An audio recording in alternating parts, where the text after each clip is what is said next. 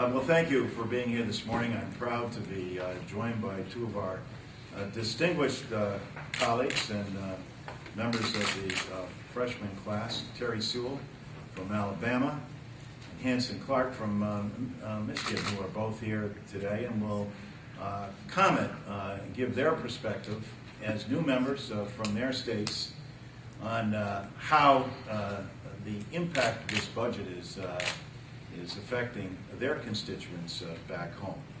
Let me say that all Americans recognize the need to deal with the deficit, starting in their own homes. You know, people understand the sense of having to tighten your belt in difficult economic times, and suffice it to say, they have people across this country have struggled in this recession. But what they expect most of all, in terms of their government dealing with this, is a shared sacrifice.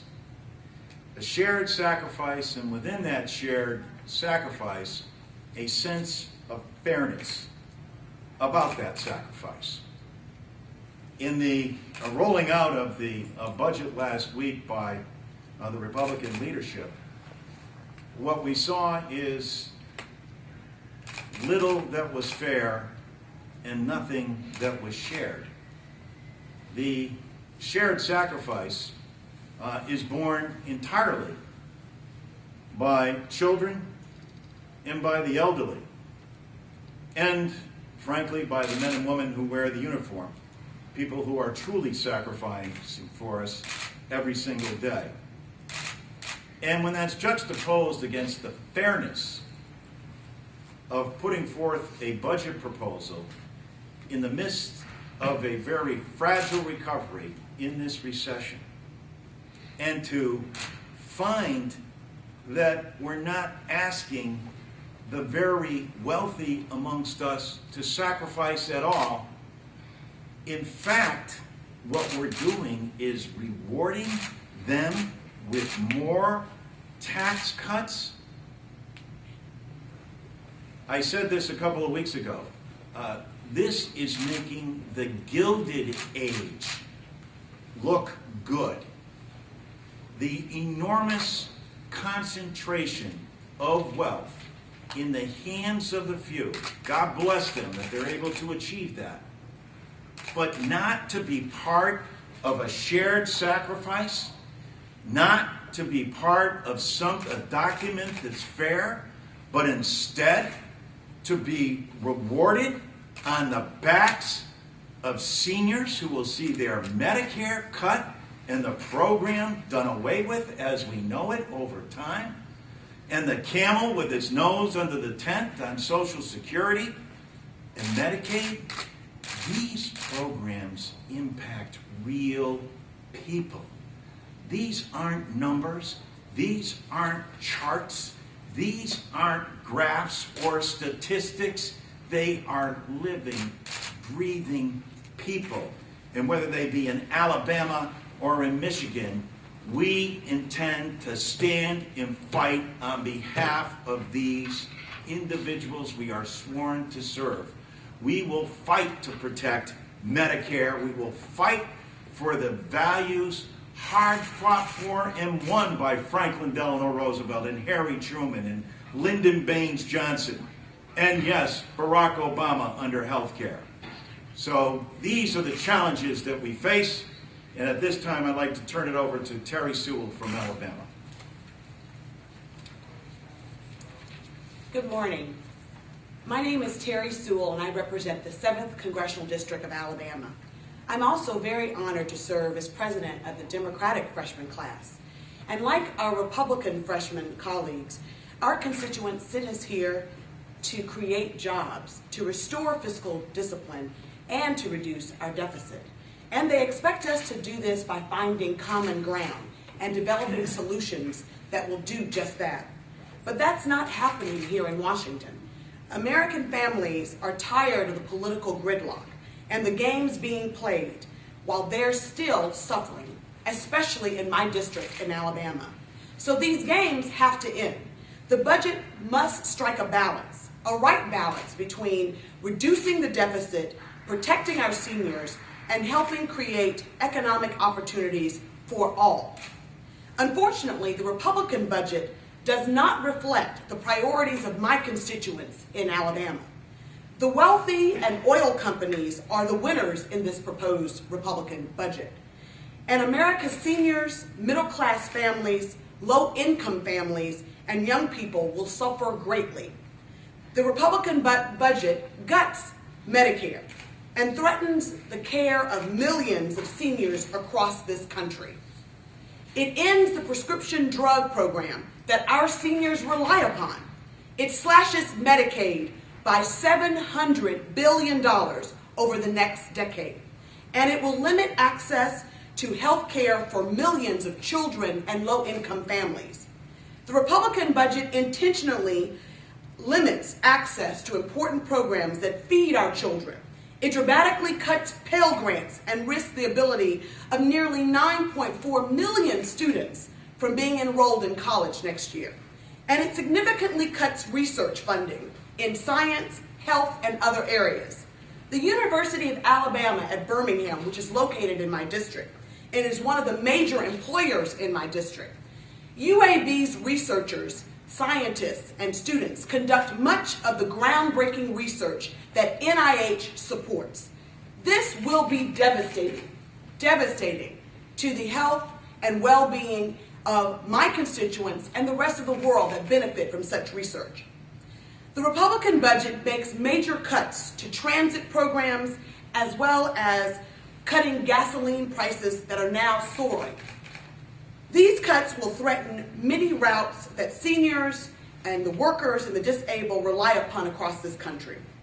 It will also slash firefighters by 27% and will slash our police cuts that will be upwards of 18%.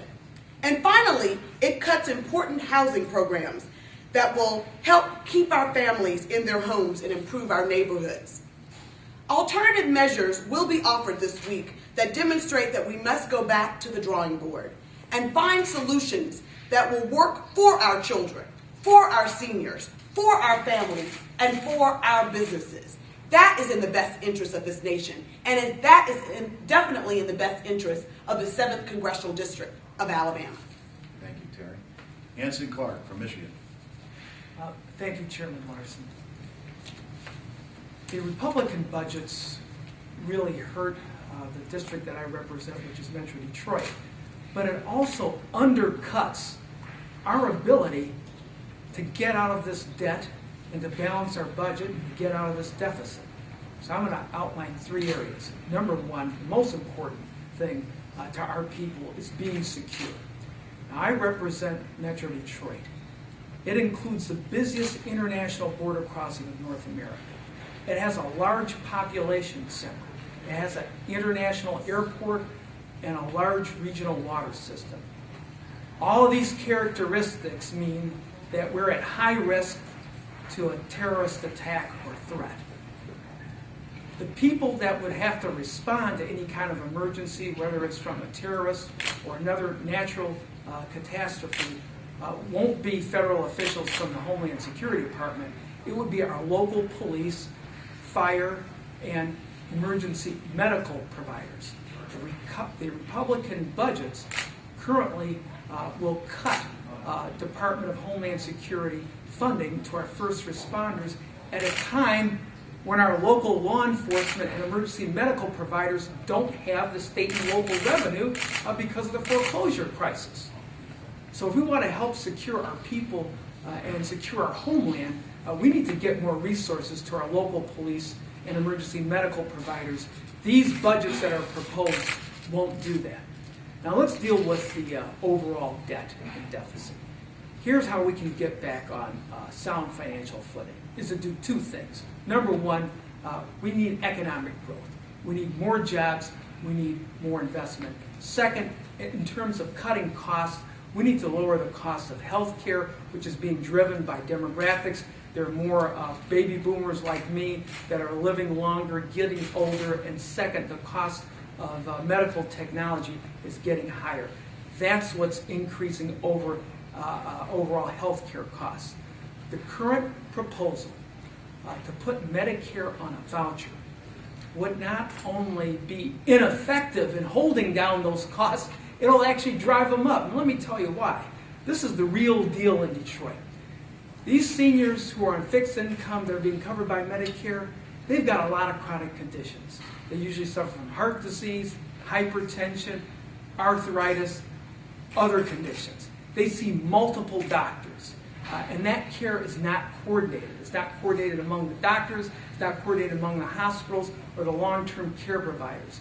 So that senior citizen doesn't get the care that they need. Many times there's medical errors, there's a lot of duplication. So that drives up costs.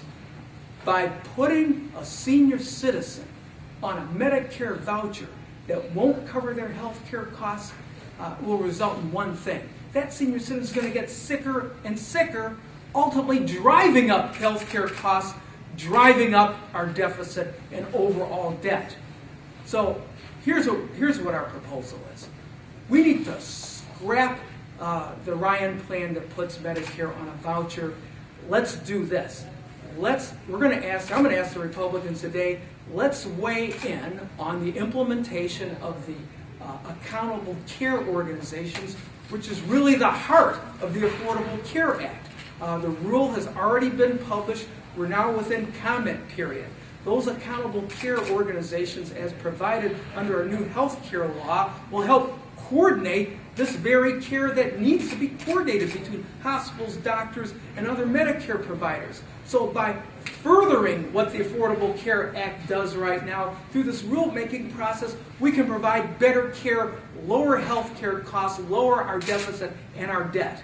Putting Medicare on our voucher would do the exact opposite. It would require our seniors to pay more out of pocket, which they don't have. They'll get sicker and sicker without getting the care, and ultimately when they do get it in the emergency room, all of us as taxpayers will have to pay for it. It'll cause the healthcare spiral to go upward, not downward. Now finally, I know I'm talking longer and I'm not talking clear sound bites, but this is something that's very important. My dad came to this country during the Great Depression from India. It was a tough time. He worked in the auto plant. We were the motor capital of the world. And then Detroit transformed itself to be the arsenal of democracy and saved this country and saved this world from fascism. Right now, our region in Metro Detroit, we have the capacity to provide new financial security to our families and enduring financial security to our country by manufacturing new fuel-efficient cars. The Republican plan would reduce dramatically basic research that the Department of Education has grants available for automotive technology. The same grants that have reduced the cost of the lithium-ion battery to only $8,000 a piece, that allows great new electric cars manufactured by GM, the Chevy Volt, to be sold at an affordable price. We need more investment in this area so we can now provide the new manufacturing goods that will be sold worldwide to create a new market for American manufacturers. Again, this Republican plan undercuts that kind of economic growth because it cuts back on the very basic research that we need in clean vehicle technology. I want to thank Hanson, and I want to thank Terry as well for their comments. Clearly, again, to reiterate, Americans expect a shared sacrifice, and they expect the budget to reflect their values, and they expect it to be fair. There's nothing fair about millionaires receiving a $100,000 check during this time and having seniors have to pay increase in health care costs $4,000 and above.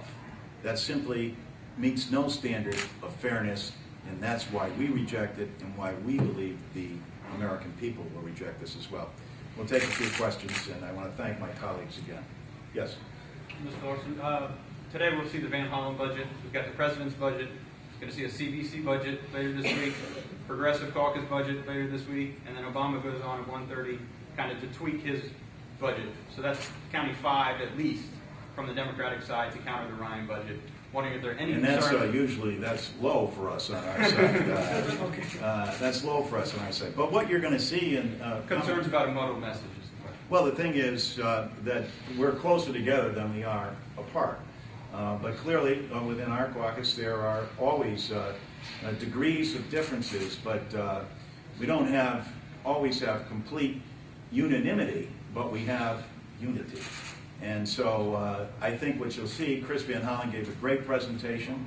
We're going to be hearing from our other caucuses as well, who rightfully so want an opportunity to address the caucus with some of the concerns that they have.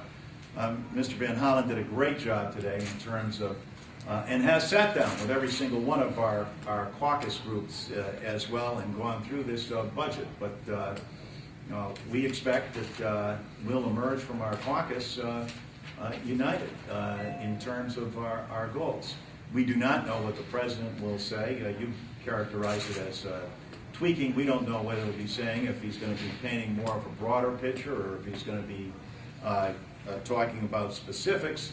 Obviously, we expect to see him come out with a firm defense of the Medicare system that the Republicans seek to destroy. Mr. Larson, on Yes. the CR, can you just tell us where you guys stand on your votes and whether you see a large number of Democrats going one way or another voting for? Well, as the case was in the vote that took place on Friday, essentially, we are not in the majority. The majority party will determine the outcome of the CR, and individual members will vote as they did the other day. And in talking to members, some feel it's important. They don't want to see government shut down. Others feel they took that vote, and they're concerned about the cost and a fragile recovery that's taking place, the amount of money that's going to make this huge cut and the impact it has on their respective districts. So members in our caucus will vote their conscience. So you don't have any sense of numbers right now? I don't. There's been no whip on that, but as I said, that's part of the reason we have our members come out and speak as well, so you get a sense from them. Go ahead, you want to, Hanson, go ahead. I can, oh, go ahead. Oh, you know, if you'd like, I can actually respond to how I feel about the CR. And I'm a guy that's voted against all of the CRs until the last one. I think it was number 7. And that was to avoid the government shutdown. You know, for the reasons we talked about, I wanted to make sure people were going to get their tax refunds. I didn't think it sent the right message to our troops to put them on, keep them on duty and not pay them. Now, the upcoming vote for the current fiscal year, the cuts that I talked about at least are diminished. So the impact on the city of Detroit won't be as harsh. Community development block grants that were going to originally be cut by 62% under HR 1 will now only be cut 17%. That's a good thing. There is a funding program to help reform public schools, which will now be tripled. Those are the promised neighborhoods from 10 million to 30 million. That's a positive thing for urban school districts that really need substantive reform. That type of grant could actually help that. The Urban Area Security Initiative grant under Homeland Security that I talked about initially, the funding that could go to those high-risk areas like Metro Detroit, that is cut under this CR agreement that we're going to be voting on. That causes me great concern. Our first responders, again, need more revenue than that. But it's a positive thing that Workforce Investment Act funding, which was zeroed out under HR 1, will likely be, much of it's going to be restored. Title I, funding for low-income public school students, again, will be restored. So I'm essentially thinking out loud. I like a lot of the features in it. I may vote in favor of it, but I'm looking at it through the lens of how it impacts my district. And the final point is this, and this is the reason why I want to mention it. I had always in the past voted against all the CRs. Here's the reason why. Not because I didn't want government to continue funding, but because the whole approach was wrong. The Republicans chose to make very small but deep cuts in the very areas that we need assistance in growing our economy. Investment in clean energy and manufacturing, job training directly, education, health care, cutting back on the health, community health clinics at a time when we need to provide people with more access so they don't have to end up in the emergency room driving up our cost. What the CR approach failed to look at was the entire budget as a whole. If we do that, then we would look at what Secretary Gates had mentioned a year ago, that he could save $100 billion out of the Department of Defense budget over the next 5 years, without undercutting our preparedness. Now, that's coming from the Secretary of Defense, so that's a very conservative estimate. Who knows? Could probably save $300 billion over that same period of time. But because the Republicans did not look at the entire budget as a whole, that's the way you actually reduce our debt and overall deficit, not with these small, deep cuts that undercut our competitiveness, but yet wouldn't even make a dent in reducing the current year deficit. I hope that gives you an understanding philosophically of where I'm at and how I may or may not support this upcoming CR. I don't know, Hanson, I think we should go on a little bit longer. I'm sorry. Mr. Lord, when you talk about furthering the Affordable Care Act, and Congressman brought up specifically accountable care organizations, but what does this furthering of the health reform law look like in Mr. Van Hollen's budget? What are we going to see that pertains to the furthering of health care? I think what you'll see in the Van Hollen budget is a continuation of the principles that were laid out both in the President's budget and by this Congress a year ago in terms of support, continuing support and defense of the Affordable Health Care Act. Because for all the reasons that I think Hanson eloquently addressed with regard to the savings that are accrued, most importantly, and we keep on focusing on these issues as though people weren't involved, as though kids weren't going to be impacted with pre-existing conditions, as though the elderly who were getting screenings aren't somehow going to be impacted. We are the party of the people for a reason, because we care deeply about the social contract that exists between the people and the governed. And those battles were hard fought and won, and there is not going to be any retreat on the part of Democrats with respect to that. We'll take one more question, then we actually, yes, go ahead. There are some reports that the President's going to embrace a lot of the recommendations from his debt commission. Can you talk about what you would like to see the President Well, say? we think that the the debt commission deserves credit, and we think that in a number of areas, and we had several representatives in the House, including our Vice Chair Javier Becerra and Jan Schakowsky, who are on that committee. Look, there are a number of areas in there. Hanson mentioned one of them in terms of in terms of both the taxes, on the fairness side, where what they are recommending in terms of revenue. There's no mystery here. Look, in order to grow this economy, there's going to have to be strategic cuts that are made. There's going to have to be strategic increases that are going to be made. Both of them should be made not in a vacuum, but in a manner that will grow the economy. And that's what everything should be based on, is how we're going to be able to grow this economy and not hurt people in the process. So I believe that there will be a number of recommendations, clearly, that this caucus, and I think the President will probably base, there will be some that this caucus will not, that we believe are too severe and too steep. Should this be wrapped up in a vote on the debt ceiling? I don't think so. I think that we would like to see, frankly, from my perspective, let me say, I think that the Senate ought to send over a clean bill. They ought to send over a clean debt ceiling, and they ought to have the country come together and explain this to the American people and what is at stake here. I think everybody recognizes, who's been following this issue, that this just isn't, although symbolically to the public, it can come across as, hey, we're just going to cut up the nation's credit card.